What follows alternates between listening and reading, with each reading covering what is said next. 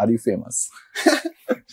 প্রত্যেকবার এই প্রশ্নটা এই শোতে এসে জিজ্ঞেস করা হয়, আর এই শোতে আসলে কনফার্ম হই যে প্রবাবলি আমি ফেমাস, এই জন্য এই শোতে ডাকছেন।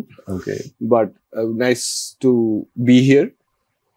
Famous, fame, I don't know, but it feels to be, good to be famous, especially in a program like this.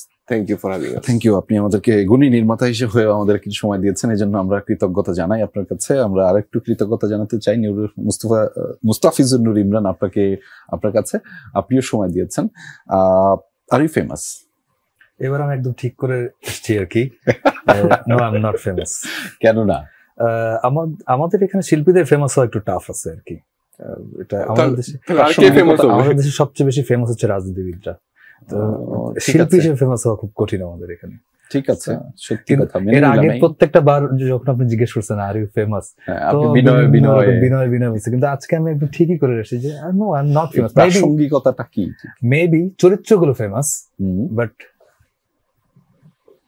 অভিনয়ের শিল্পী হিসেবে আই এম নট ফেমাস। সেটা আসলে ঠিক কি কারণ? রানা সাহেবের কারণে, নাকি প্রতাপশালী রানা সাহেবের কারণে, নাকি শুধুমাত্র ইমরান ভাইয়ের কারণে? না, এটা শুধুমাত্র আমার কারণে। আমি ব্যক্তিগতভাবে ফেমাস নেই আসলে। ওকে, ঠিক আছে, শুনলাম, কিন্তু মেনে নেওয়ার প্রসঙ্গটা তো আমার না, এটা বিশাল একটা অংশের। সারিকা সাফা, আর ইউ ফেমাস? উনি কনফার্ম ফেমাস। না, আমার মনে হয় আমি যেগুলো কাজ করি এগুলো ফেমাস আমার চেয়ে। কোনটা? Jhumur, Gulmohar, family crisis, of course.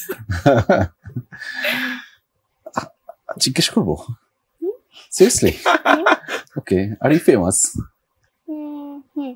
কেন শুনি তো? কারণ আমি হচ্ছে সবচেয়ে বেশি প্রাউড অফ করছি যে হলো আমি সাউকি ভাইয়ার সাথে কাজ করতে পেরেছি। ওকে ওকে, জোশ। এর জন্য আমি হলো অনেক প্রাউড করছি যে আমি তার সাথে কাজ করতে পেরেছি।